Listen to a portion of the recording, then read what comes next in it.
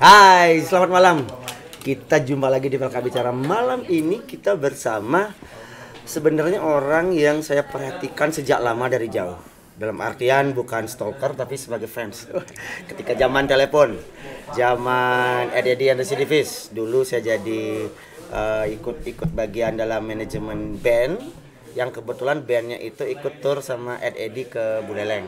Kayaknya ya, tahun 2010 kalau nggak salah. Iya, tahun 2010 kalau nggak salah. Lalu, tapi sebenarnya saya susah Om. Susahnya adalah untuk mendefinisikan Om sebenarnya. Karena apakah musisi ya, bisnismen juga iya. Tapi juga saya perhatikan Om ikut pameran lukisan sebagai, nah itu dulu gimana nih mendefinisikan Om Igo Blado ini, gimana yang kata yang tepat mungkin? Saya sendiri selalu bingung kalau ditanya profesinya apa. Oke. Sederhana, saya hanya seorang pecinta seni biasa yang siapapun, ya banyak orang yang saya juga sama, saya pecinta seni saja. Itu saja. Itu berarti ya, Iya. cukup cuma dua kata berarti, pecinta seni. Iya. Nah itu juga yang menariknya adalah ketika saya ngelihat, saya baru tahu ada Blado Beatsmith. Saya lihat itu sudah ada, saya baca sudah mulai dari tahun 2006. Iya, betul. Artis pertamanya siapa? Rilisan pertama The Blado Beatsmith tahun 2006 itu berupa kompilasi. Saya tahu. Coba tebak. Reaktif. Salah. Oh bukan. Kalau reaktif itu rilisan DSM Pro Studio. Oh, Ya. sorry. Kalau saya merilis namanya The Skip Tracks. Siapa aja yang ikut tuh? The Skip Tracks ini yang ikut ada Triple X, ada Nano Biru, ada Devil Dice, kemudian Johnny Agung, ada Ugly Juliet dari Negara, kemudian ada The Buntu juga, dan The Wheels kalau masih ingat. Ya ingat. Kalau nggak salah itu sekitar 15 tracks. 15 track. Iya. Jadi kalau boleh cerita sedikit tentang The Skip Tracks. Boleh. Di tahun 2005-2006 itu banyak sekali ada teman-teman kita yang bikin kompilasi. Ada Maximum Rock and Roll Monarchy, kalau pernah dengar. Belum. Kemudian Dani Caniago merilis Rock After School. Oh tahu, itu tahu. Itu yang tahu. ada Maximum Rock and Roll. Iya. Kemudian ada The Skip Tracks, Rock After School, yang zaman itu teman-teman mengkompilasi lagu-lagu hits teman-teman, kemudian dijual. Ya. Saya setuju sekali dengan ide itu, tapi buat saya maaf itu terlalu mudah. Kalau sudah jadi hits di kompilasi, Hits di kompilasi ya. dijual mudah dong, gampang dong kan gitu ya. Kayak album The Best jadi. Ya kayak gitu aja gitu ya. Nah saya justru ingin menghadirkan sisi lain. Yang kita tahu banyak sekali ada Nimpea, ada band lainnya yang lagu hitsnya memang semua orang suka. Tapi kan nggak banyak juga orang tahu bahwa band-band itu punya sisi idealis. Jadi yang saya angkat justru sisi idealisnya. Yang tidak bisa mereka masukkan di album normal. Masuk di dalam album normal. Tetapi itu justru sisi yang paling idealis dari band itu. Oke. Contoh waktu itu Navikula merilis album Salto. Saya bertanya lagu mana dari album itu yang akan dijadikan hit single. Mereka bilang Modern Mantra. Lalu saya bilang, oke, itu benar. Tapi menurut saya sisi idealisme yang paling kuat justru ada di lagu Aku Bukan Mesin. Sebagai grunge musik, sebagai lirik yang kuat.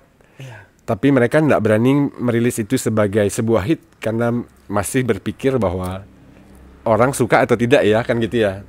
Artinya bertaruh dengan idealismenya, menjadikan idealis utama sebagai hit single itu kebanyakan orang nggak berani. Iya, 99% lah. Ya, pasti mereka akan bikin polling lagu mana yang paling disuka, lebih mudah diterima, lebih ringan, itu menjadi hits singlenya gitu. Lalu saya masukkan lah Aku Bukan Mesin, lalu Hidup di Gumine Johnny Agung. Yang artinya memang itu sisi yang orang mungkin nggak suka ya. Atau mungkin orang nggak terlalu terima. Tapi saya membuktikan banyak hal ketika kemudian contoh salah satunya adalah sahabat kita Navikula perform, mereka membawakan lagu, mempromokan album baru dan semua penontonnya selalu berteriak Aku Bukan Mesin. Ya, saya baru mau membahas itu. Maksudnya baru mention itu, ternyata pilihan Om tepat berarti. Ya, artinya sisi idealis itu sangat bisa dimunculkan. Jangan dinaktirikan gitu ya. ya. Betul. Berarti itu kan kalau tahun 2006 band-band itu sebenarnya udah punya nama kan gitu Om ya. Betul. Iya, ya beberapa kecuali mungkin Joni Agung belum terlalu besar saat itu ya. Sudah. Ya, Itu yang pertama ya. di The Blado Beatsmith. Ya. Kemudian rata-rata itu berarti Om sendiri yang kurasi dari pembicaraan yang tadi itu berarti band-band yang masuk itu Om sendiri termasuk lagunya ikut kurasi. Ya, saya ikut mengkurasi. Saya bersama band lagu mana yang kamu anggap paling idealis. Kemudian kita berdiskusi dan saya pilih ini dan rata-rata mereka setuju. Itu tidak ada pertentangan dengan label mereka sendiri misalnya Om? Enggak, kebetulan enggak. Memang sih ada pertanyaan, boleh nggak saya memasukkan lagu yang ini karena lagu ini yang akan menjadi single kedua. Dan jawaban saya justru karena itu jadi single kedua yang saya tolak, saya akan memilih lagu yang lain. Kalau yang udah jadi single 1, 2, 3 gitu misalnya enggak. Kebetulan juga secara paralel kalau teman-teman yang membuat CD kompilasi, saya nggak tabrakan sama mereka kan. Oh iya. Kalau ada yang lain lagi 1, 2 label pun buat masih kayaknya nggak tabrakan karena saya mengambil sisi lain. Menarik, Om. Sisi pola pikirnya itu. Nah, kenapa waktu itu berarti tahun 2006 masih ditelepon kan? 2006 ditelepon. Salah satu yang menarik lagi adalah saya cukup dijengkelin sama teman-teman produser yang membuat kompilasi karena mereka menjual, sedangkan saya membagikannya gratis. Oh ya? Ya, jadi kebetulan waktu itu saya jadi pemimpin redaksi di majalah Trendsetter. Majalah Trendsetter ini mengupas tentang lifestyle, terutama di masalah musik. Kita udah bicara kuliner saat itu, kita bicara bagaimana bersikap. Yang menulis di majalah itu rata-rata kebanyakan adalah Robby Navikula karena dia suka menulis. Saya sendiri, kemudian ada Izul, atasan saya. Ketika saya menjadi pemret, saya melihat sebuah peluang bahwa majalah ini kita distribusikannya hanya ke SMA dan kuliah, ke kampus. Kalau dulu ingat majalah The Beat yang dikirim ke semua kafe ya, saya enggak. Saya ngirimnya ke semua sekolah, ke semua kantin sekolah di Denpasar Badung dan semua kampus di Denpasar Badung. Jadi saya straightforward menuju sasaran yang anak sekolahan atau kuliahan. Nah, majalah itu saya bagi gratis. CD itu saya sisipkan sebagai bundling lah. CD gratis di dalam majalah gratis. Kemudian tidak hanya itu juga, efeknya besar karena gratis. Bagi artisnya gede tuh. Gede pasti, secara nama secara nama Nah. besar. Terus kemudian di masa itu saya juga awal-awal fase itu suka nongkrong di Circle K, minum bir di Circle K gitu ya. Tapi saya agak kecewa karena lagu yang diputar tuh lagu-lagu entah lagu barat lah, lagu mana lah gitu. Dan saya pikir kalau saya punya kesempatan untuk memaksa dalam tanda kutip Circle K di mana anak-anak suka nongkrong, memaksa mereka untuk memutar lagu-lagu band indie, kayaknya itu hal menarik. Dan kemudian saya bertemu dengan Circle K, saya berikan dia 1 halaman penuh untuk beriklan dengan barter. Putar CD ini 1 kali 3 kali per hari selama 1 bulan. Full CD-nya berarti ya? Full CD. Dan anak-anak nongkrong mendengarkan lagu band indie dan itu belum terjadi saat itu ya. Iya, benefitnya ke Om apa berarti untuk majalahnya nih? Memang sih ada iklan lain juga atau untuk distribusinya lebih banyak untuk eksemplarnya. Kalau bertanya benefit, jawabannya adalah apakah semua gerakan itu mengharuskan Anda mendapat benefit? Betul sih Om. Nah, itu udah kerennya berarti ya. Jadi memang pure untuk itu berarti. Ya, gerakan adalah gerakannya. Itu memang termasuk majalahnya berarti ya. Termasuk majalahnya juga. Wow. Itu butuh komitmen dan karena ini kan tidak 1-2 bulan kan Om ya. Iya betul. Jalannya betul. Jadi butuh ada diplomasi tertentu lah yang harus dilakukan, misalnya kayak Circle K tadi misalnya. Iya betul. Untuk mempertahankan dapur majalahnya aja deh dulu. Betul. Nah itu. Nah kayak labelnya juga. Untuk label indie sih, sepengetahuan saya itu tidak banyak di Indonesia yang benar-benar profit sebenarnya. Rata-rata memang gerakan sih. Ya. Jadi label ini awalnya mungkin sampai sekarang juga begitu berarti. Ya, bisa dibilang begitu. Tapi ketika di fase itu kan memang masih dengan fisik ya. Artinya dengan CD. Oh, okay. Masih dijual dengan CD dan beberapa masih dengan kaset. Tapi kalau maksud saya CD kaset juga terbatas ketika orang harus mengirim email atau menelpon kemudian mengirim melalui pos. Iya, biayanya juga lumayan kan. Lumayan dibandingkan sekarang yang kita bisa tinggal buka digital platform. Iya. Dan artis sudah terima royalti dari sana. Iya, dan bayar sekali lah kasarnya. Iya, betul. Oke, ini nah kita skip sedikit agak ke depan. Ini dengan perkembangan sekarang kan seperti Om bilang tadi, ini memang sebenarnya memudahkan nih. Betul. Memudahkan juga, tapi seberapa seberapa bagus sih dibanding yang dulu? Kalau saya lihat kok malah lebih, meskipun biaya produksi untuk sebuah album besar, tetapi feedback ke bandnya kayaknya lebih dapat dibanding sekarang. Dulu maksudnya? Ya, dulu kayaknya lebih besar. Kalau kayaknya loh bagi saya, gimana tuh? Enggak sih. Kalau saya ngelihatnya ini kan hanya sebuah transisi aja ya. Kalau dulu memang biaya rekaman besar, biaya promosi besar, karena kita bicaranya televisi. Bisa memasang video klip kita di televisi lokal itu saja sudah besar biayanya, apalagi di TV nasional sekelas MTV atau di kelas TV-TV besar lainnya gitu ya.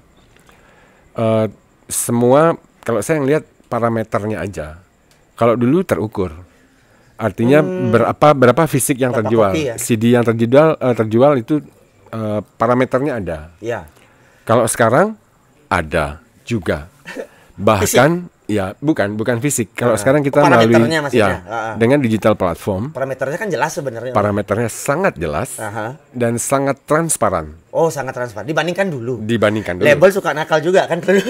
Bisa saja jadi seperti itu kan gitu ya. Dibohongin lah. Ya, kalau sekarang kan semuanya justru lebih transparan. Oke, benefitnya itu. Kalau kita bicara parameter, kalau dulu terukur karena bendanya fisik. Ya. Kalau sekarang digital, apakah terukur? Terukur banget. Berarti sama-sama baik dong.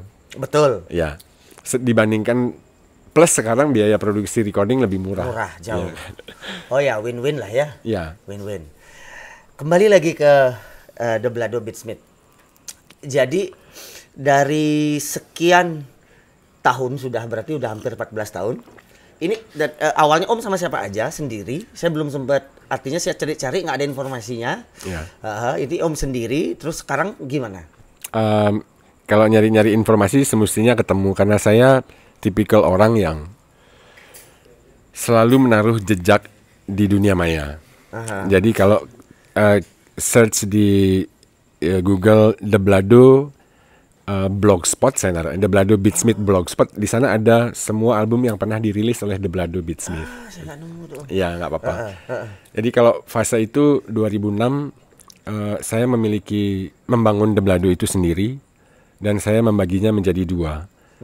Ada The Blado Showbiz, saya baca dan itu. The Blado Beatsmith.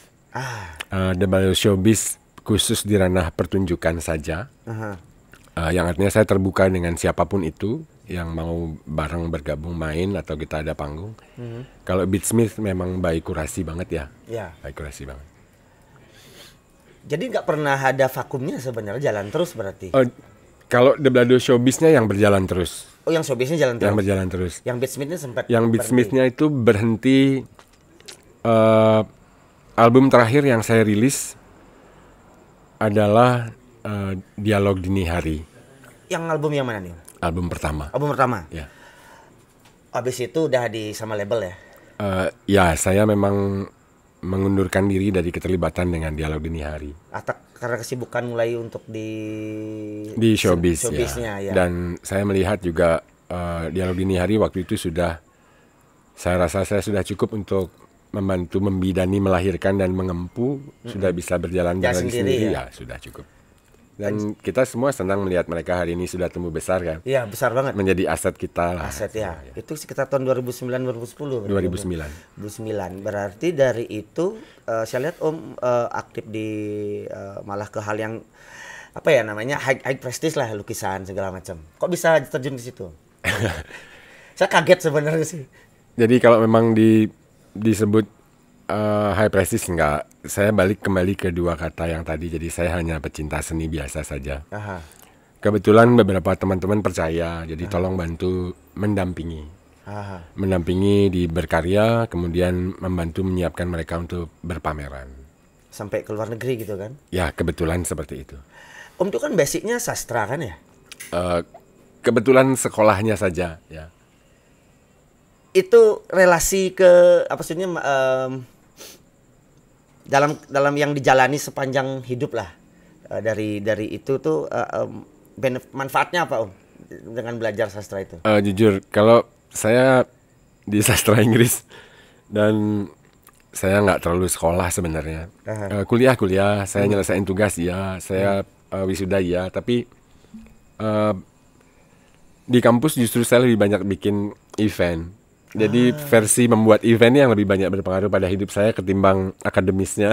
Oleh pergaulannya yang didapat ya berarti. Tapi apa ya? Saya ngelihat dari lagu-lagu itu saya pikir ada hubungan dengan sekolah kan. Dari lagunya, dari aransemen saja Telepon keren loh bagi saya. Sampai sekarang maksudnya saya kadang-kadang menilai band tuh oke, sekarang tahun 2010 saya bilang bagus. Kemudian ketika dengar 2015 aja kok aneh, bukan sih jelek mungkin ya, tapi kok agak gimana gitu. Tidak banyak band, bahkan band Indonesia dan luar negeri pun kan mungkin punya penyakit seperti itu. Nah, lagu Telepon termasuk lagu Ed Eddy yang beberapa bikin gempar tanda kutip juga kan, Ya. itu relevan. Saya pikir itu yang mempengaruhi juga ada pengaruhnya dari sekolahnya. Nggak, sama sekali nggak ada pengaruh dari akademis, nggak ada. Murni dari referensi aja sih. Artinya referensi apa yang mungkin saya sering dengar waktu saya kecil, kemudian tumbuh besar, musik-musik apa yang saya dengar, mungkin itu aja sih yang lebih banyak berpengaruh. Ya. Kalau akademis enggak. Akademis enggak. Oh, jadi pergaulannya yang lebih berpengaruh di yang membawa Om sampai sekarang lah kasarnya. Ya, bisa dibilang begitu. Kalau saya tanya nih, masih ada semangat musik Om? Maksudnya secara serius untuk membangkitkan Telepon misalnya. Ini saya agak loncat-loncat, nanti saya rap lagi. Telepon itu salah satu hidup yang penting dalam hidup saya gitu ya. Karena saya merasa hidup di telepon. Jadi telepon itu bagian hidup yang masih hidup sampai hari ini. Ketika saya merasakan bahwa saya tidak mampu menghidupi telepon secara rasa, 10 tahun terakhir gitu ya, saya banyak sekali menawarkan pada sahabat, kamu mau nggak meremake lagu saya dengan versimu? Mau nggak melakukan ini? Tapi tidak ada satupun yang melakukannya sampai sekarang. Saya menganggap karya-karya itu masih cukup relevan untuk didengar. Masih kok. Terutama dari sisi pesan.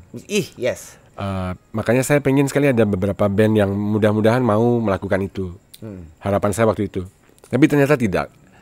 Sampai akhirnya kemudian tahun ini dan situasi pandemi ini justru membawa saya mampu berkreativitas lebih besar. Iya. Dan saya bertemu dengan sahabat, partner bisnis dan keponakan saya sendiri, Richard Fox. Dia seorang musik produser. Dan kita sepakat kemudian meremake lagu Telepon. Dan kita memilih bersama Telepon? Tidak. Jadi saya berdua dengan Richard Fox. Kita berdua meremake ulang lagu Telepon. Tapi sementara ini 4 lagu saja. 4 lagu. Ya. Dirilis di digital platform juga berarti? Harapannya bulan November sudah bisa kita rilis. Berarti sudah dikerjakan berarti Om ya? Sudah 98%. Wow. Jadi udah anggaplah 3,5 udah jadi itu. Sudah ke 4-4-nya. Ya, tinggal di proses mixing aja. Ya. Di sana juga saya senang sekali tahun 2003 ada satu lagu yang saya kerjakan dan kolaborasi dengan Rio Sidik. 2020 artinya 17 tahun kemudian kita ulang aransemennya dan Rio Sidik kembali mengisi, jadi bernostalgia dalam 17 tahun pada lagu yang sama. Kemudian Mbok Ayu Laksmi juga ikut terlibat di album ini. Oke. Ya, saya hanya berharap mudah-mudahan apa yang menjadi pesan dalam lagu-lagu itu bisa tersampaikan. Iya, karena itulah yang saya lihat Om, dan itu juga yang saya lihat jadi kelemahan teman-teman musisi dimanapun sih menurut saya ini, bahwa liriknya kadang-kadang nggak kuat. Yang tidak banyak band yang ya memang karena mungkin tuntutan kayak cerita seorang temen yang dulu sempat di label Rian mesti tahu kan. Ya dia pernah sampai diminta untuk membuat lagu Melayu zaman-zaman itu kan. Mungkin apakah pengaruh itu atau bagaimana kok bisa ya karena saya pikir gini. Bisa sampai apalagi dulu lah. Kalau dulu kan untuk bisa dipegang oleh label apalagi label besar, itu kan pasti kualitasnya harusnya baik. Ini pertanyaan abadi bagi saya dari kecil. Misalnya saya beli kaset nih. Om pernah nggak ngalamin kalau beli kaset kita suka satu lagu tahu di radio. Nah, akhirnya kita beli paling banter ada 3 ada 4 aja yang bagus. Om ngerasain nggak atau bagaimana? Secara lirik terutama kadang-kadang tidak relevan lagi dengerin sekarang tuh kadang-kadang malu dengernya kok lagunya kayak gini ya gitu. Gimana tuh Om bisa nggak menjawab? Ini pertanyaan yang sangat abadi bagi saya sebenarnya. Itu gini, proses berkarya itu tidak semudah itu. Jadi saya nggak tertarik untuk judge band ataukah label. Industri maupun musisinya saya nggak tertarik untuk menjudge bahwa kenapa album itu hanya ada 1 atau 2 aja yang bagus sisanya jelek gitu ya. Karena membuat lagu bagus tanda kutip yang diterima banyak orang itu memang susahnya setengah mati. Iya, betul. Kita boleh sebut band besar apapun sekelas Rolling Stone atau The Beatles. Bahkan dia punya beberapa album yang semua isinya tidak diterima, yang dianggap penilaian publik buruk gitu ya. Tapi di sisi musisinya mungkin justru ini karya terbaik saya, karya terjujurnya saya gitu. Betul. Ya memang satu musisi atau satu band belum tentu dalam 3 album dia bisa mengeluarkan hit single secara berturut-turut yang memang selalu diterima, dan tidak banyak gitu ya. Tidak banyak kok. Memang artis-artis besar, seniman-seniman besar yang punya talenta luar biasa yang selalu mampu membuat hits baru, memberikan hiburan bagi penggemarnya. Kalau kita di sini di Denpasar, setiap Deulik merilis lagu selalu keren. Ya. Atau seorang Krishna Purpa, mau dia dengan di Ubud, mau dengan di Kiss, itu selalu keren aja lagunya, ya kan. Lolot juga selalu baru, ya selalu kan? Baru, selalu menawarkan hal baru. Teman-teman kita di Superman is Dead, mereka juga menulis lagu tentang kehidupan mereka di Kuta, dari Kuta Rock City sampai lagu yang kategorinya nasionalis banget. Ya tidak banyak orang-orang yang mampu melakukan itu gitu ya, punya talenta. Itu kesimpulannya berarti. Tidak banyak. Nah, ini pertanyaan yang akhirnya sedikit terjawab. Karena dari dulu saya suka kesel soal itu. Ini kok nggak apa maksud saya apakah ada pengaruh kurasi labelnya yang terlalu ketat atau bagaimana? Jadi belum tentu begitu ya. Tidak selalu begitu. Tidak selalu begitu. Karena ya memang ya nggak bisa setiap saat kan untuk oke. Wah, itu dia. Akhirnya satu pertanyaan besar dari kecil terjawab. Ini lagi Om. Waktu saya baca kapan ya? Waktu udah jadi bilang untuk kita live hari ini, saya baca tentang Ed Eddy kayaknya tahun 2019 ya, apa 2020 ini ya, sempat reuni lagi, rilis itu. Itu ada kelanjutannya lagi itu bagaimana? 2019 tahun lalu, benar ya. Saya sama Ed Eddy teman dari kecil. Vokalisnya itu ya? Ya, saya teman dari kecil. Di album yang pertama yang dirilis, yang kemudian sebelum dirilis kena kasus. Kasus kebebasan berekspresi. Sebelum zaman jering sekarang sebenarnya. Yang masih menyedihkan sampai hari ini. Gitu kan. Ya sedih aja sih. Gitu. Nah, Eddy kebetulan setelah merilis album di tahun 2008 kalau nggak salah, saya sendiri lupa. 2007 kita rilis.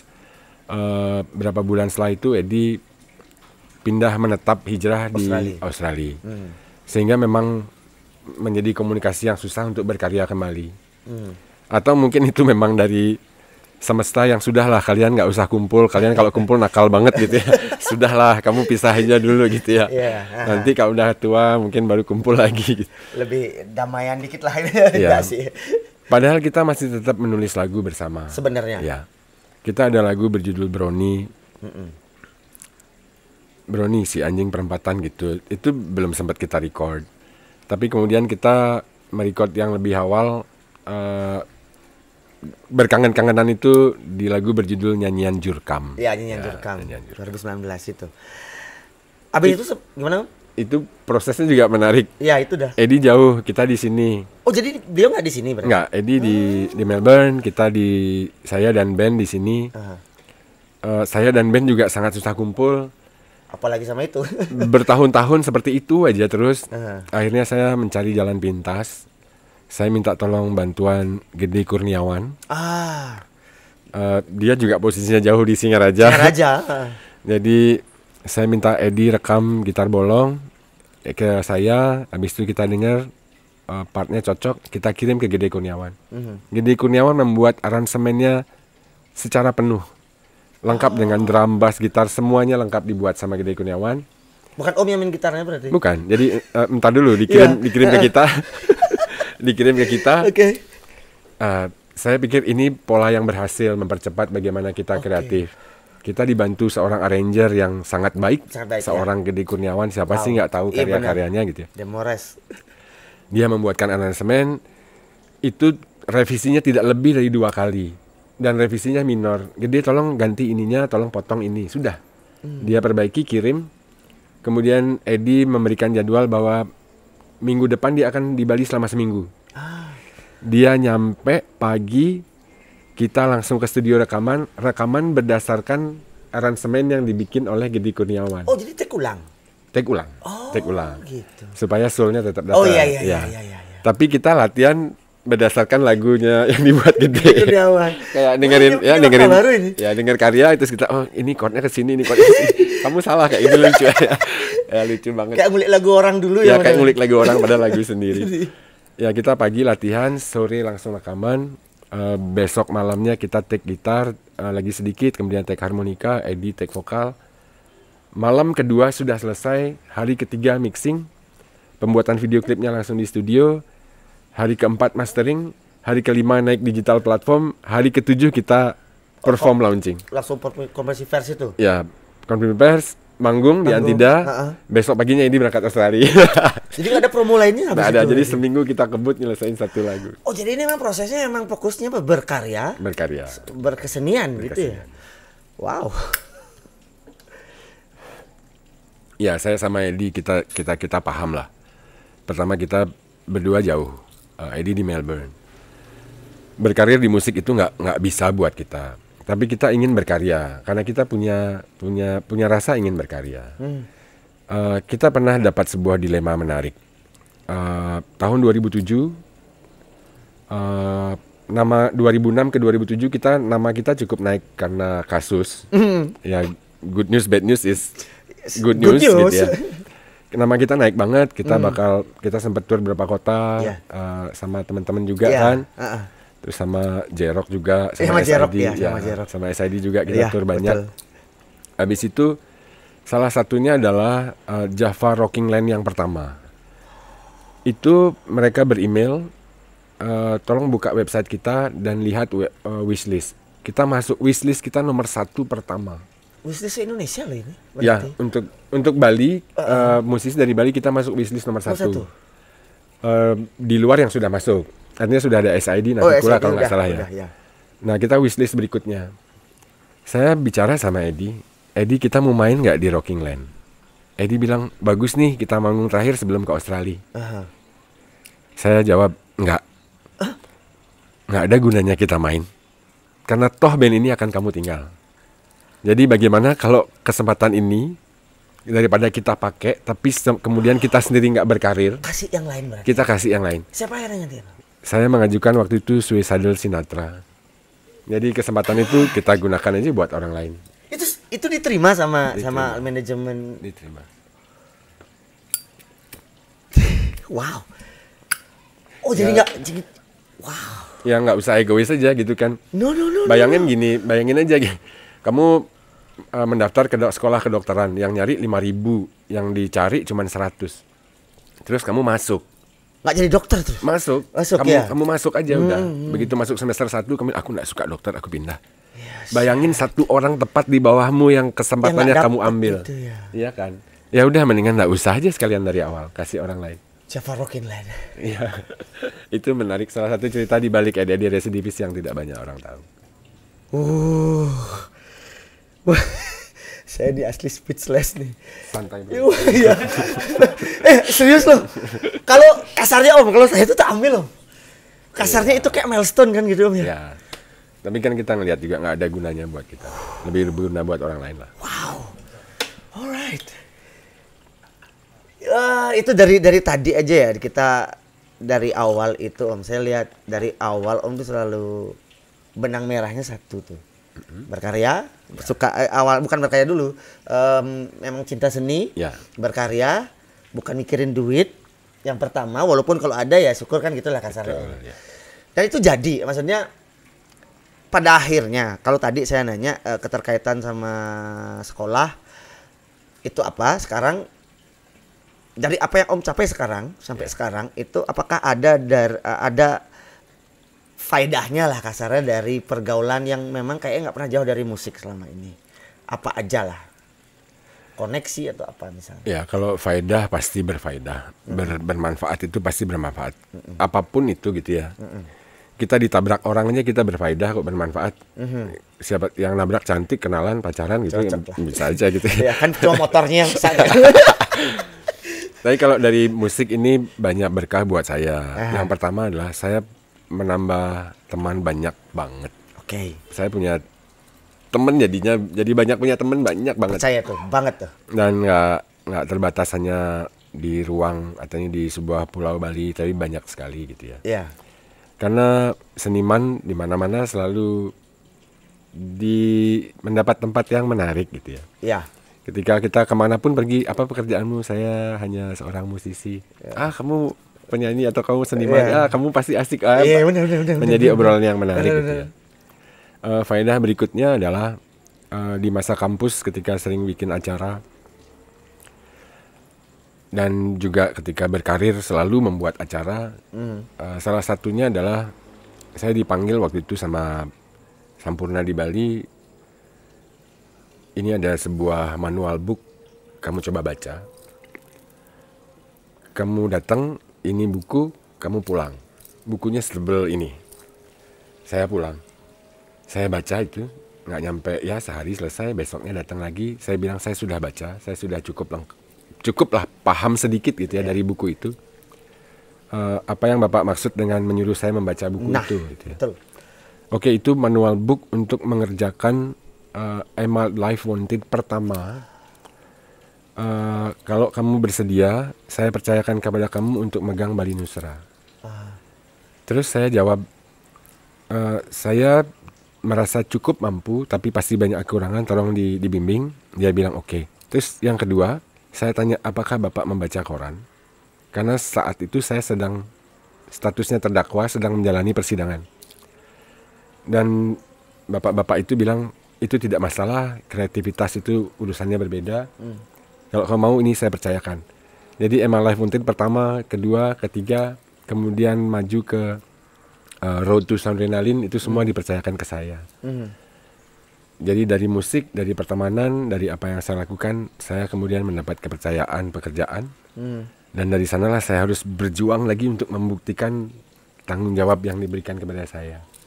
Dan kebetulan tanggung jawabnya berupa panggung musik di mana saya bisa membantu mengajak banyak sekali teman gitu ya. Ya, saya rasa manfaatnya sangat banyak. Iya. Dan rentetannya itu ya. Ya, dan yang saya paling bahagia adalah manfaatnya tidak hanya untuk diri saya sendiri. Tapi bisa saya bagilah walaupun sedikit-sedikit, tapi bonusnya itu ya. Ya, saya rasa itu. Sampai sekarang. Sampai sekarang. Apapun yang Om kerjakan sekarang pun ini kan saya nggak terlalu digging banget. Ya. Artinya sampai tahu pribadinya Om terlalu dalam. Jadi pekerjaan apapun yang Om lakukan sekarang itu memang masih ada kait-kaitannya dengan jaringan-jaringan di musik. Selalu ada, ya. Itu yang tapi menarik. jangan terlalu dalam, karena dalam banget. Saya yakin kamu nggak bisa berenang. Gimana nggak bisa berenang?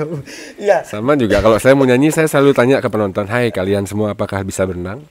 Soalnya lagu saya dalam, saya takut kalian tenggelam. Ini kayak apa ya? Iya, enggak soalnya Gini, kan kita punya apa ya? Ini juga sebuah stigma sepanjang masa bahwa berkesenian, entah itu musik, dimanapun ya kayaknya Om ya. Itu di seluruh dunia mungkin bahwa pilihan karir menjadi seniman apapun itu bukan wishlist pertama orang tua lah kan. Tapi saya lihat beberapa teman misalnya yang ya jangankan yang kayak Om lah, yang teman-teman seangkatan saya misalnya meskipun tidak jadi besar, at least bisa dia hidup di musik dengan ngamen dalam artian di kafe meskipun sekarang enggak gitu, sampai bisa menghidupi keluarganya lah. Jadi ini sebuah stigma yang mungkin pelan-pelan bisa dipatahkan dengan semakin banyak exposure seperti ini. Misalnya majalah itu Om, apa nggak tertarik lagi di dalam bentuk digital lah, misalnya dilempar di scoop apa sih namanya saya lupa, Wayang Force itu misalnya. Sementara saya kalau di dunia majalah lah katakan ya, atau dunia publishing seperti itu, saya rasa saya tidak cukup mampu. Lah dulu kan jadi redaktor. Ya, tapi mungkin karena fokus saya sekarang yang saya geser aja lah, saya lebih fokus ke musik aja lah. Ya. Kalau di ranah redaktorial, saya rasa teman-teman kita sudah banyak sekali yang kuat di ranah itu. Oke, itu benar sih. Mungkin bisa ini ya, gini Om. Saya pingin sekali karena apa ya namanya istilahnya, literasi musik Bali itu kan terbatas. Meskipun sudah ada yang menerbitkan baru-baru ini menerbitkan buku, tapi kan masih terbatas pada skena tertentu lah. Itu yang kurang. Oke, mungkin suatu saat mudah-mudahan saya yakin sih ada lah. Yang kayak dulu Om buat majalah yang tahun 2006 itu. Nah, kita kembali ke The Blado Beatsmith. Sebenarnya agenda selanjutnya apa Om? Kan baru 2 nih saya lihat. Nyonya Ayu tuh menarik sekali loh. Saya kaget. Nah terus ya kalau yang itu kan rilisan baru berarti kan Om? Rilisan baru. Kalau beda dengan Day After the Rain kan memang ini reissue. Selanjutnya apa nih agenda dari The Blado Beatsmith? Memang saya menggandakan menjadi dua jalur. Yang satu reissue. Reissue ini masih ada antrian. Artinya bukan salah kalau saya menyebut antrian, artinya ada harapan di reissue. Ada banyak sekali teman-teman di sekitar kita, terutama yang di lingkungan dulu sering bareng, yang belum dirilis secara digital. Day After the Rain sudah. Berikutnya ada Devali. Devali sudah hampir melengkapi data, tinggal sedikit sekali. Kemudian ada Debuntu. Ya mungkin di unknown zaman dulu. Kemudian saya berharap banget itu bisa dirilis ulang. Beberapa kompilasi lain yang pernah ada juga saya pengen itu dirilis ulang. Setidak-tidaknya menjadi arsip yang baik menjadi arsip rekam jejak lah buat senimannya, buat semuanya. Itu di ranah reissue. PR saya masih banyak.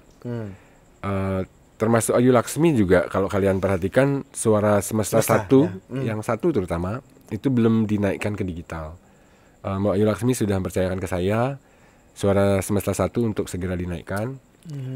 Kemudian Suara Semesta kedua, beliau menyatakan akan di take down, akan dipindah tangankan, akan dirilis ulang. Ya, akan dirilis ulang. Itu yang di ranah reissue. Terus kemudian di ranah murni producing baru, salah satu artis berikutnya adalah sahabat kita. Namanya Reza Suwardana. Nanti dia nyanyi kan? Iya harus nyanyi. Tapi kalau dia nyanyinya nggak boleh di bawah gini, harus di atas. Harus gitu. Di atas. Aduh sorry.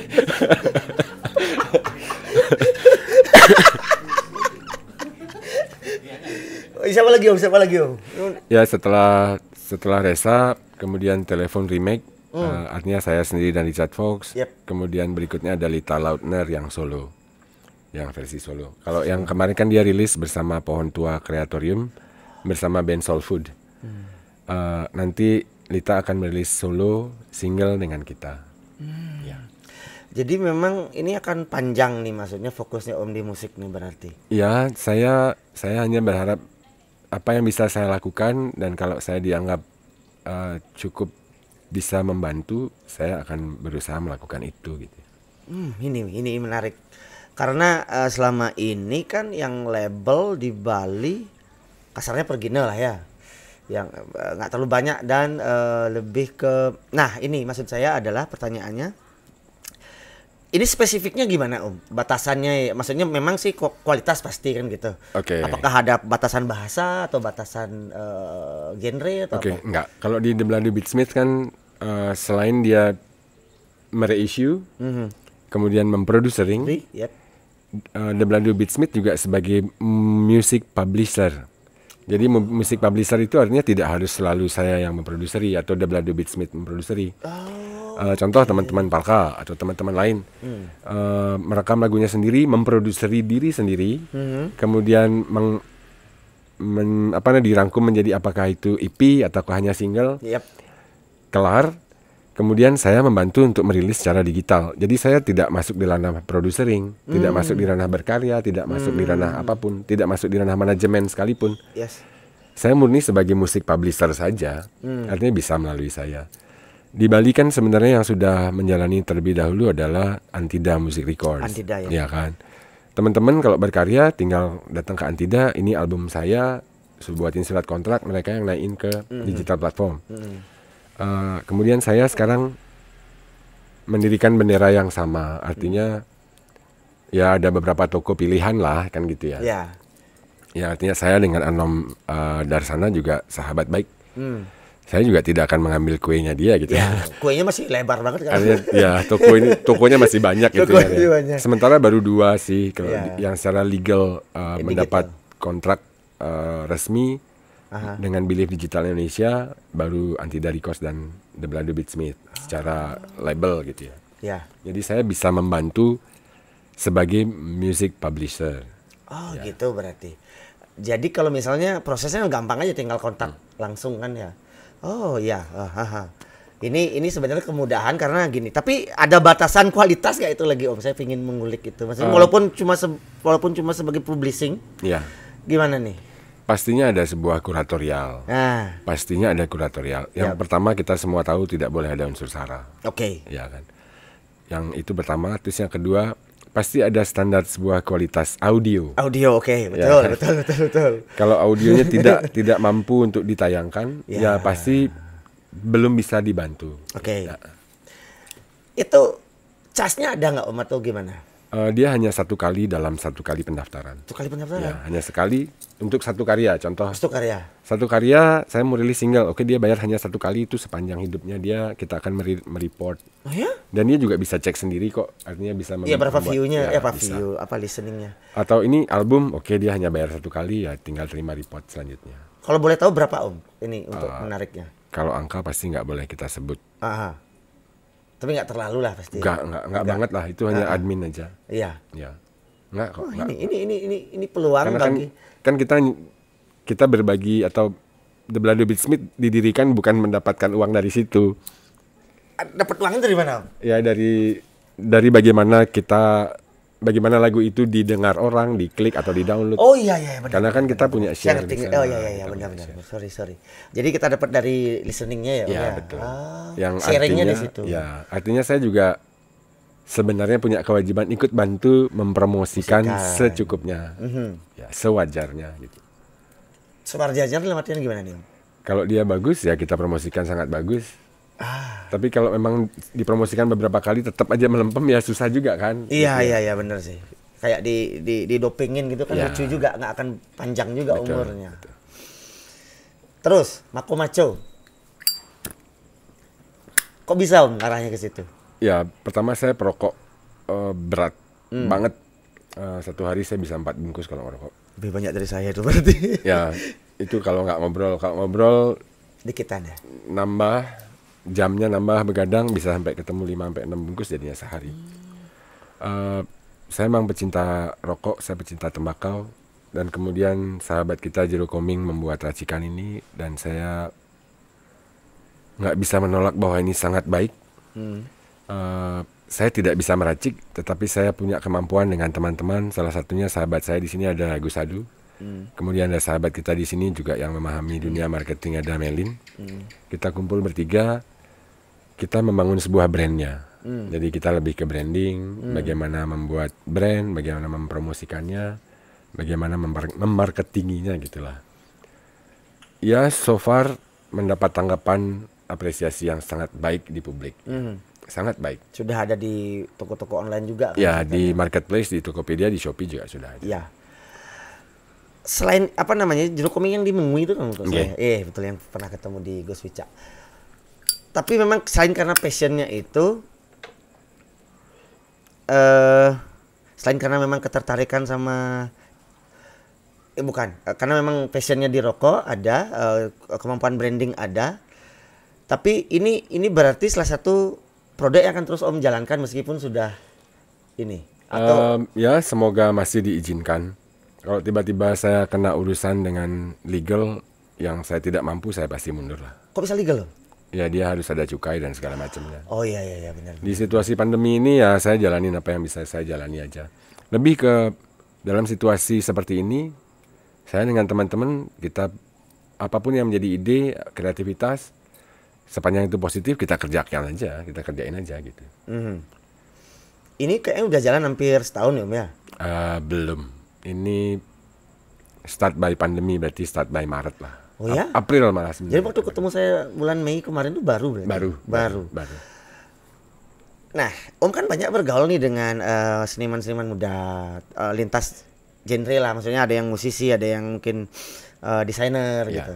Saya lihat juga Om jadi kayak konsultan untuk branding dalam banyak hal. Ini berarti dari dulu Om melibatkan banyak orang dalam lingkaran pekerjaan berarti? Ya, saya senang melibatkan banyak orang. Saya di ranah konsepting lebih banyak di konsep. Tapi konsep itu kan selalu membutuhkan banyak pendukung yang lain. Apakah dia berupa pendukung gambar, apakah pendukung suara, ataukah berupa ide yang lain dari sisi yang lain ya. Sehingga kalau kita bisa mengkolaborasikan dari banyak sudut pandang pasti hasilnya lebih baik. Apapun itu gitu. Setuju sih itu. Tapi kan kadang-kadang susah Om, apalagi beda usia jauh saya lihat. Itu kok bisa? Bagaimana caranya? Kuncinya gini. Itu berlaku sama siapa aja sepanjang kita punya telinga kita pakai untuk mendengar dan bersedia mendengar. Artinya kita bisa mendapatkan lebih banyak gitu ya. Dalam pengerjaan Mako Maco terus pembuatan ada satu produk franchise lagi kita kerjakan, saya justru lebih banyak bicara dengan teman-teman yang lebih muda dan saya selalu bertanya, menurut kalian ini sudah bagus atau belum? Ini keren atau enggak? Menurut kamu ini desain ini terlalu ketuaan atau enggak kayak gitu. Benar. Jadi sebenarnya justru teman-teman yang muda ini yang lebih banyak memberi masukan. Saya lebih di ranah concepting dan kemudian sense sense lah. Oke, ini good, ini bagus. Terima kasih banyak masukanmu karena saya nggak ngerti apa isi kepala seumuranmu gitu kan ya. Karena marketnya ini adalah yang seumuran kalian. Jadi saya justru mencari tahu apa yang mereka inginkan. Untuk musik yang masuk ke The Blado Beats itu juga begitu prosesnya. Ada proses hearing ke gini maksudnya ke. Ya, saya selalu melakukan itu. Saya senang kalau ada karya kita kemudian duduk dulu bareng, habis itu kita bikin hearing session. Tujuannya apa gitu ya? Tujuannya adalah untuk mendengar apa apresiasi respon teman-teman. Sehingga balik lagi kita punya telinga kita pakai untuk mendengar, mendapat masukan yang baik, mendapat kritik, mendapat saran ya kita pakai telinga kita untuk itulah gitu kan ya. Nggak ada gunanya kalau telinga tapi kita tutup terus kita mau ego aja gitu, nggak ada gunanya sih. Dan it work, artinya sejauh ini jalan kan gitu ya. Semestinya menjadi lebih baik dari sebelumnya. Iya.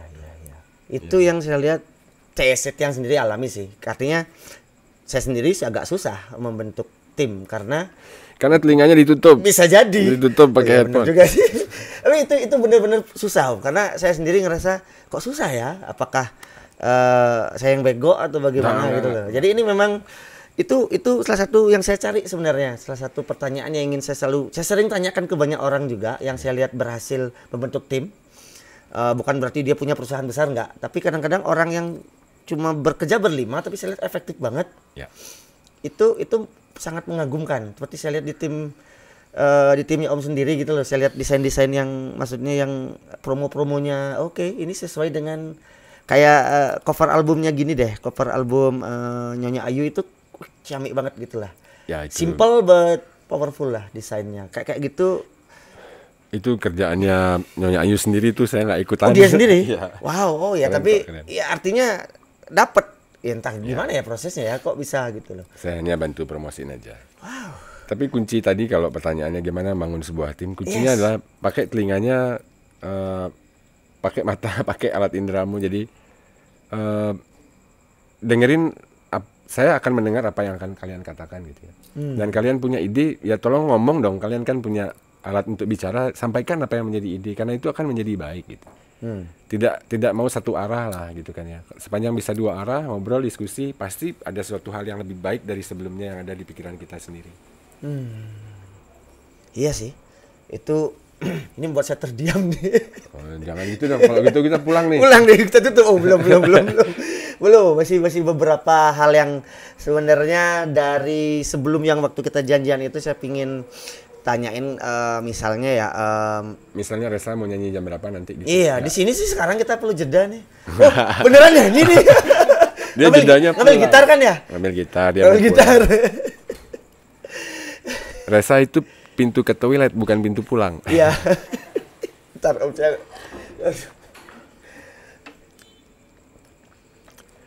Jadi saya mengambil alih host karena hostnya lagi minum dan iya boleh om, dia ambil alih om. Hostnya speechless. Kurang ajar. Gak apa-apa. Jadi Palka ini keren banget gitu ya. Mereka totalitas. Kembali.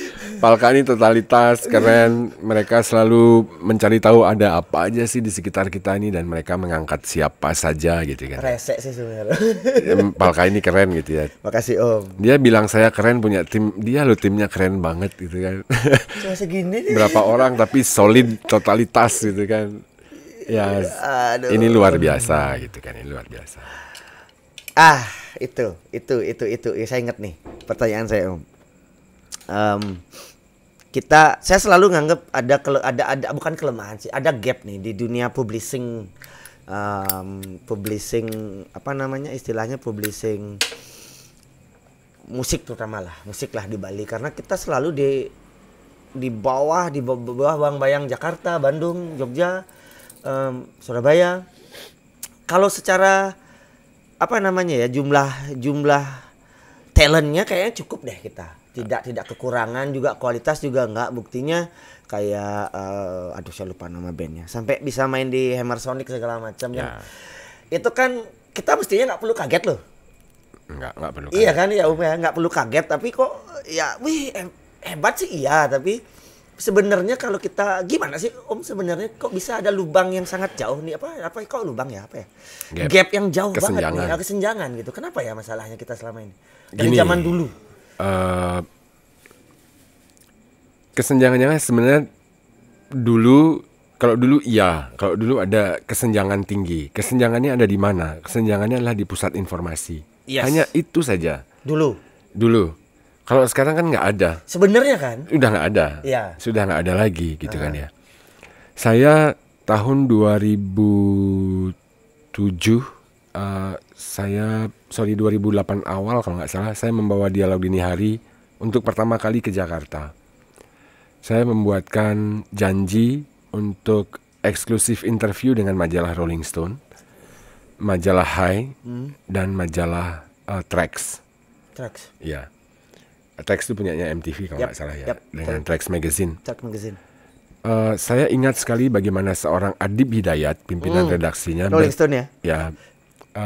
Dan siapa lagi satu ini yang jadi ini sekarang ya? Ya betul. Yang di track juga dia sempat sih.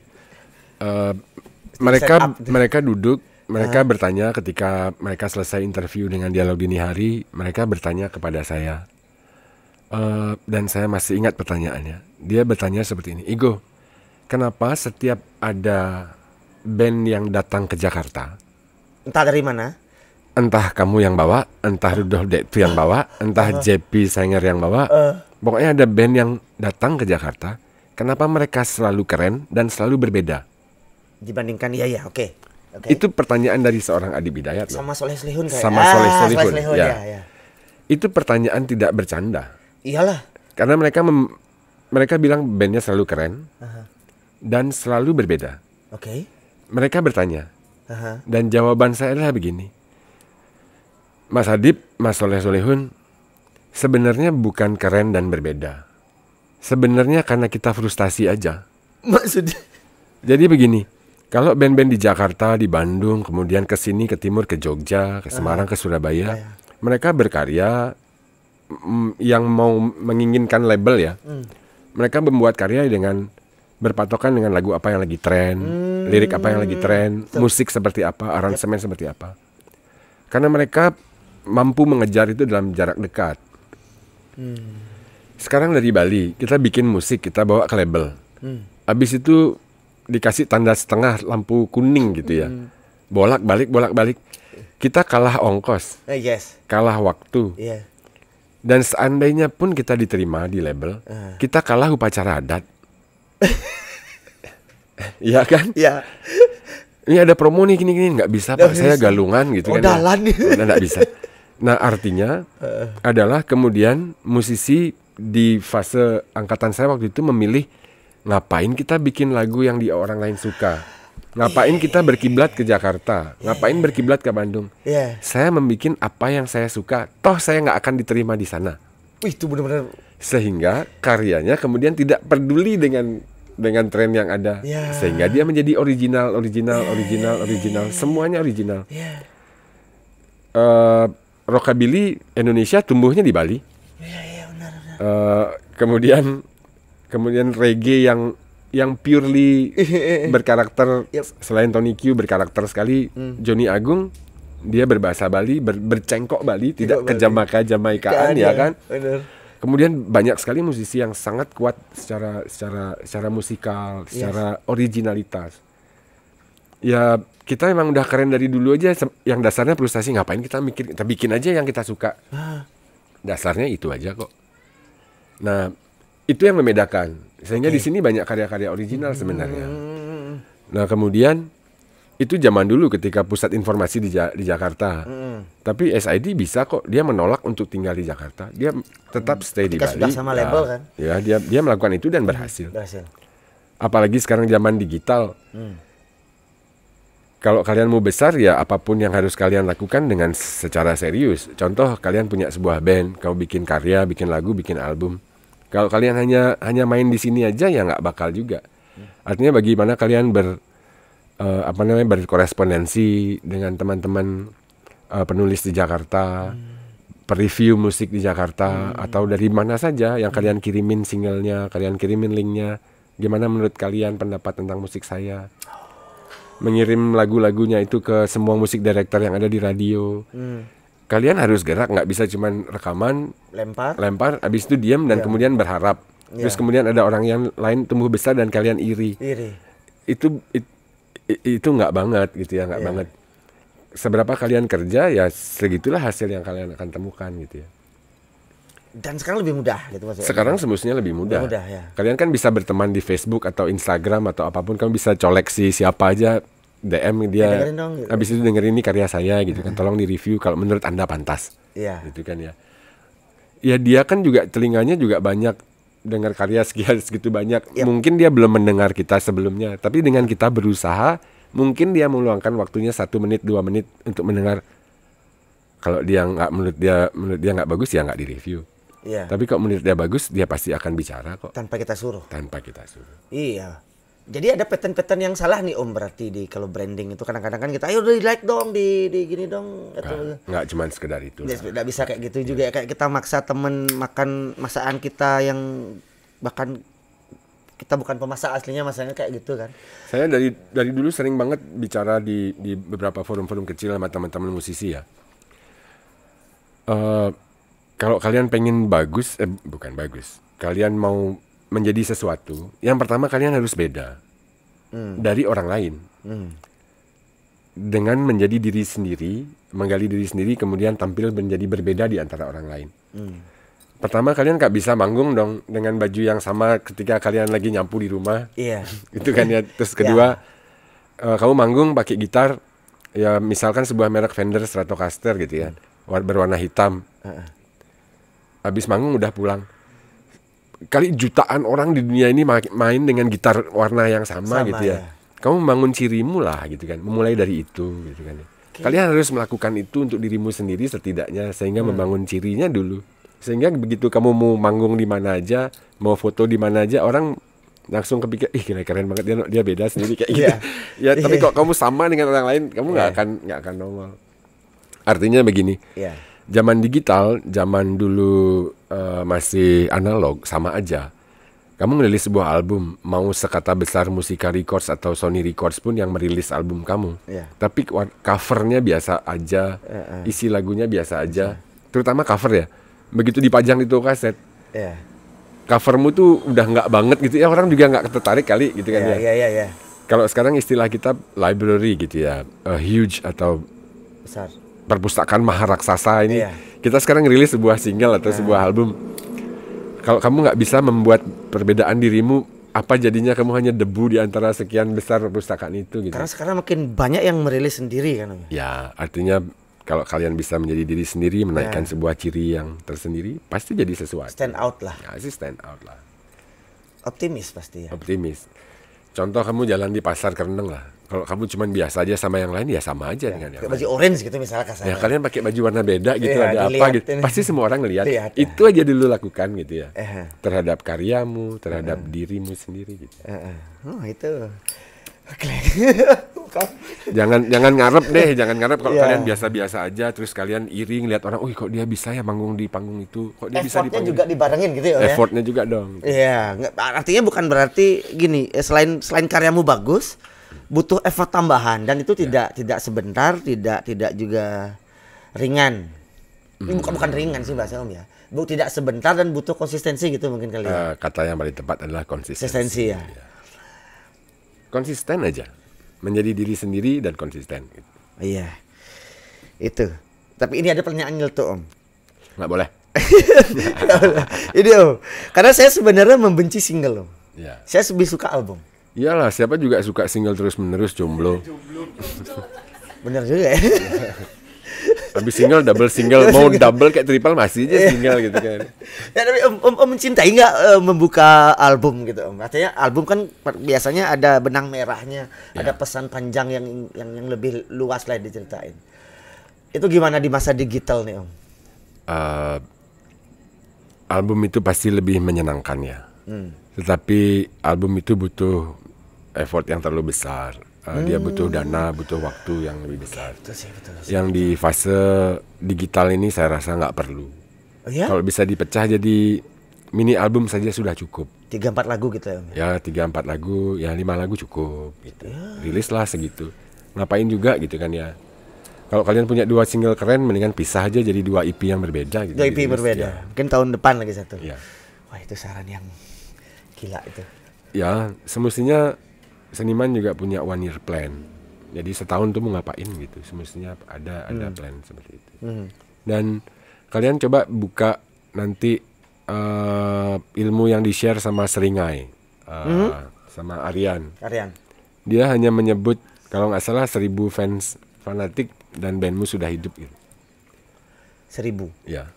Dari 1000 itu dia akan membeli album, dia akan mendownload digitalmu, dia akan menjadi subscribermu, kemudian dia akan membeli merchandise-mu gitu ya.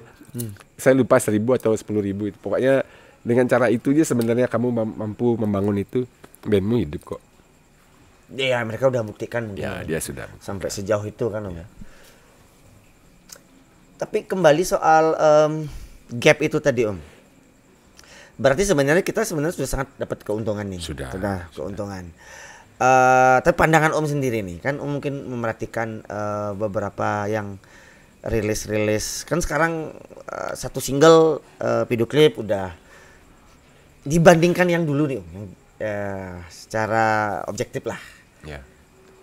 Gimana? Kalau dulu tuh gini, dulu itu dirilis dalam bentuk kaset.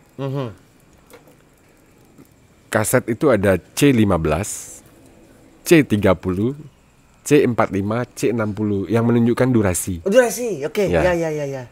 Nah, beban biaya produksi C15 dengan C45 atau C35 itu sama. Oh, jadi nggak ada yang buat EP zaman itu kan? Jarang lah. Iya, jarang. Jarang ya.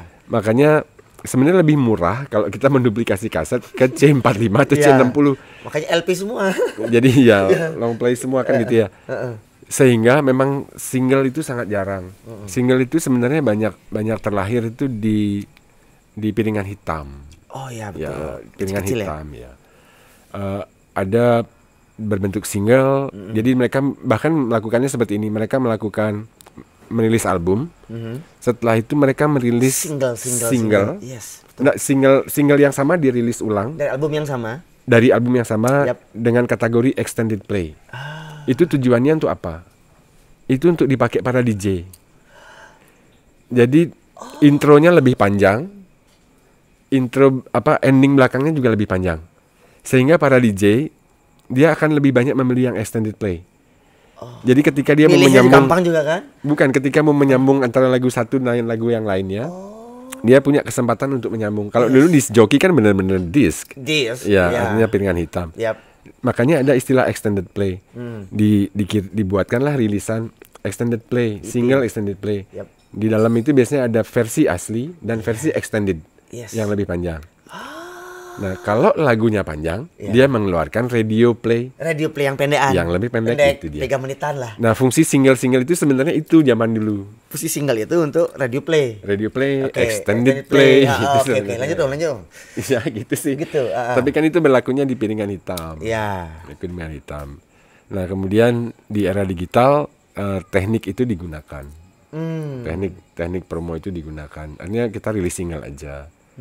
Yang semestinya ya kalau harfiah zaman dulu album ya memang melenceng. Tapi kalau dari segi sah-sah aja.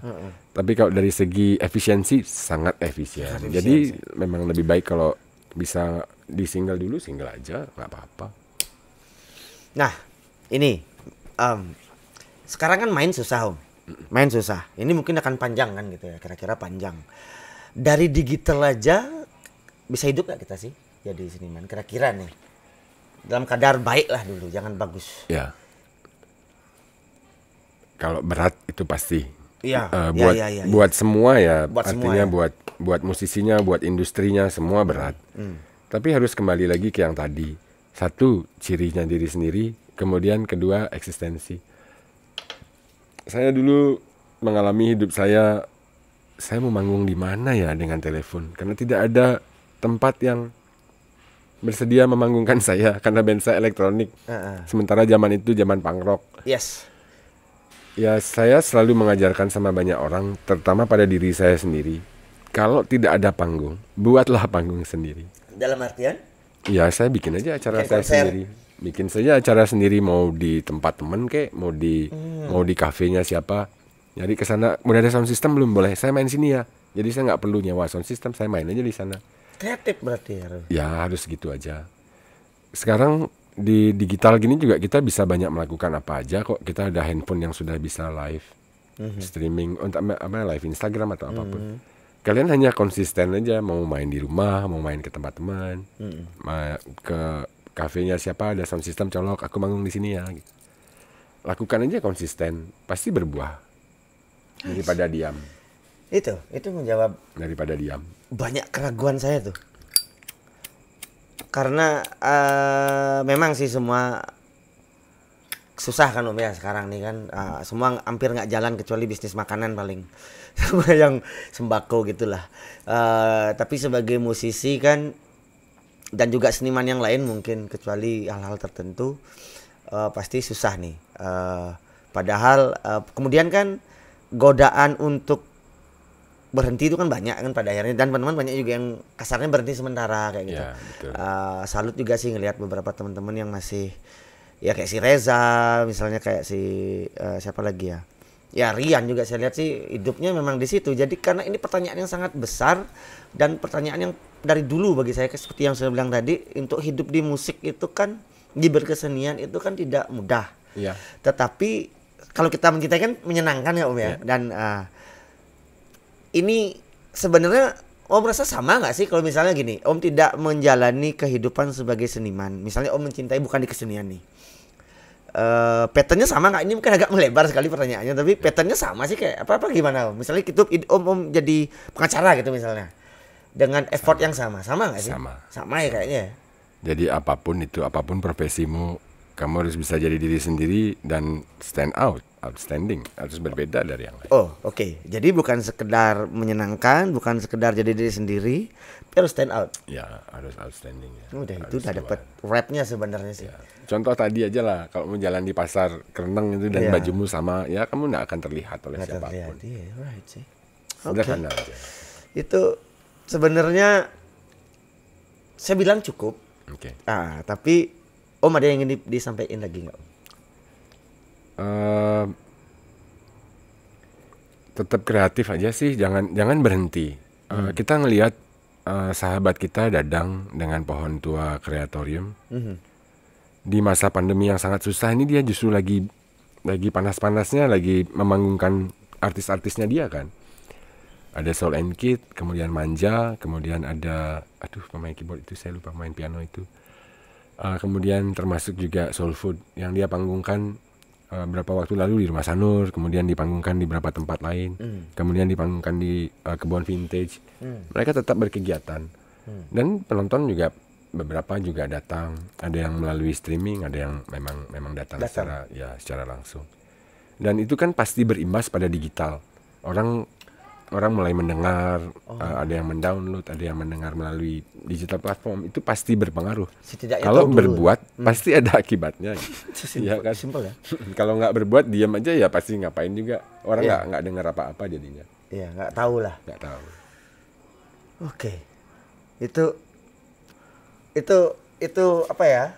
Membuat saya benar-benar semangat sih, tapi terdiam sih sebenarnya Om. Iya, kayak Palka yang lain diam, teman-teman gerak semua kan. Palka gerak terus kan. Kan keren dong ini kan. Aduh. Mantap. Ya, ini sebenarnya apa ya Om ya? Ini udah out of topic, tapi boleh ya kita cerita sini Om ya. Jadi memang Palka ini kan awalnya memang gara-gara pandemi sih. Jadi antara kalau bilang nggak bersyukur ya bersyukurnya adalah bisa bertemu. Jadi saya sebenarnya gini Om, saya punya sindrom saya bukan siapa nih, nggak juari gitu. Makanya kalau Om sebenarnya saya sama Om Igo ini sudah janjian itu dari bulan Mei untuk Tapi dia bohong. Nggak bohong Om, nggak bohong. Janji-janji pulsa. Bukan. Jadi itu sebenarnya kejadiannya konyol. Jadi semua teman-teman tahu. Itu setelah tanggal. Saya ngeliat tuh bulan berikutnya. Jadi saya sadar. Saya bilang tanggal 25 gitu misalnya. Kalau itu Om inget tuh. Tanggal itu dah loh.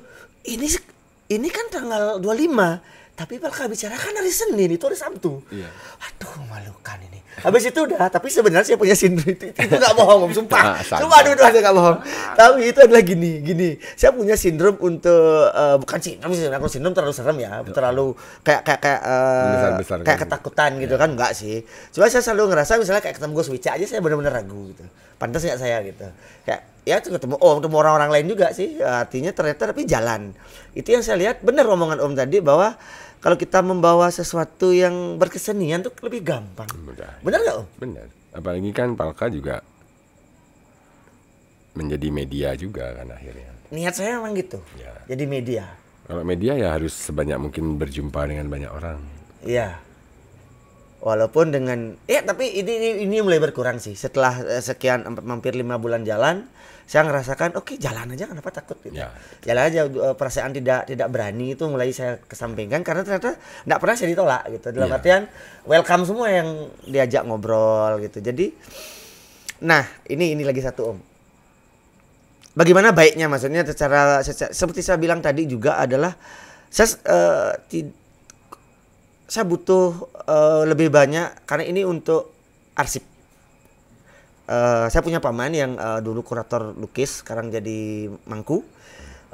Beliau selalu mengingatkan saya, ayo dokumentasikan dirimu lah minimal dulu, baru orang lain. Terus ya kalau bisa orang lain banyain karena kita orang Bali, orang Indonesia tidak makanya kita kalau nyari root keluarga tuh agak susah. Kalau orang Inggris mungkin dari entah kapan udah tahu dia. Nah ini bagaimana sih Om sebaiknya untuk di media? Karena saya ngelihat kan kalau media-media mainstream itu kan selalu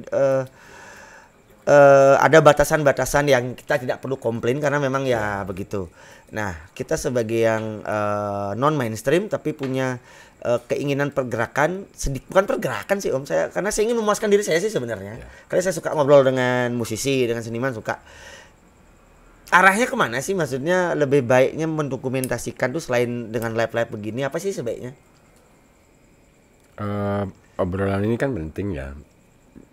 Dia bisa berupa live, audio video seperti ini, bisa berupa audionya saja yang disebut podcast ya. Kemudian bisa dituangkan ke dalam sebuah kumpulan tersendiri. Artinya ketika dokumentasikan ya, dan menjadikan folder. Apakah dia berupa book folder atau audio folder ataukah video folder, ya itu harus ada sebuah tempat. Saya dari tahun berapa lupa saya, 2010 kalau nggak salah, saya membantu teman-teman untuk membuatkan pameran lukisan ya. Saya selalu membuat katalognya. Mencetak itu mahal. Tapi saya selalu bilang dari zaman itu, katalognya saya buat secara digital dan saya upload ke sebuah platform, sebuah website yang memang di ranah publishing. Itu namanya issue.com. Yes. Saya taruh di sana. Sehingga hari ini mau kapanpun saya buka, itu semuanya terjajar rapi, tanggal, bulan, tahun, kapan, apa saja yang pernah saya rilis, semua ada di sana dalam bentuk katalog. Jadi kalau orang bertanya, Om Migo ngurus Apel Hendrawan ya? Ya kebetulan saya membantu.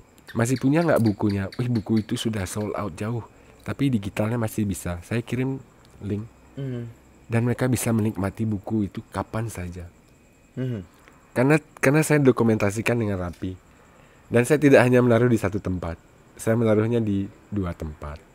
Tempat yang satu tidak pernah saya publikasikan karena saya pakai sebagai backup saja.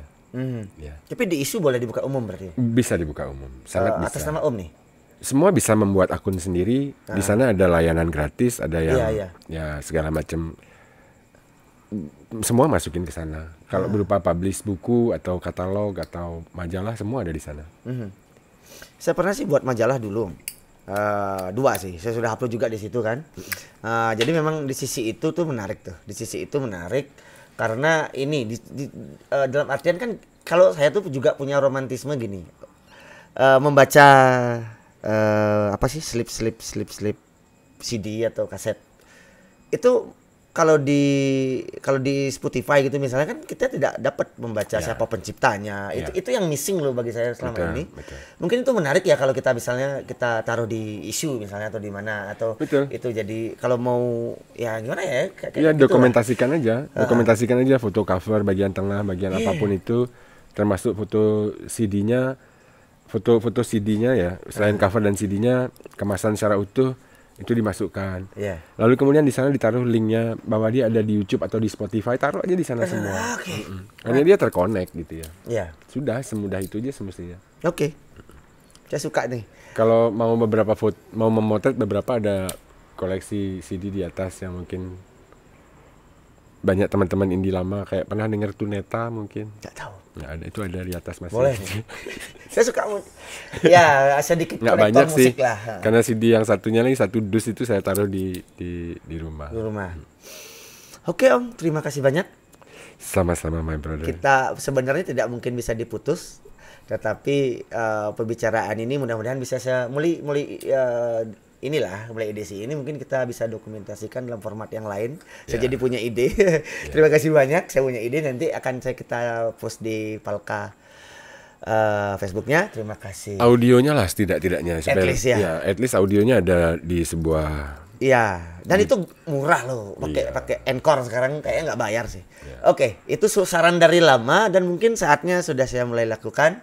Audionya nanti karena mungkin tidak banyak yang punya kuota untuk nonton video juga, nggak juga terlalu penting juga kan nonton orang ngobrol, penting suara. Terima kasih banyak Om Migo. Sama-sama my brother. Terima kasih buat semua tim. Semoga sukses untuk The Blado Beatsmith dan yang lainnya. Terima kasih banyak. Terima kasih atas sama-sama, sukses Malka. Sukses terus. Ini terima kasih tempatnya. Rahayu. Rahayu.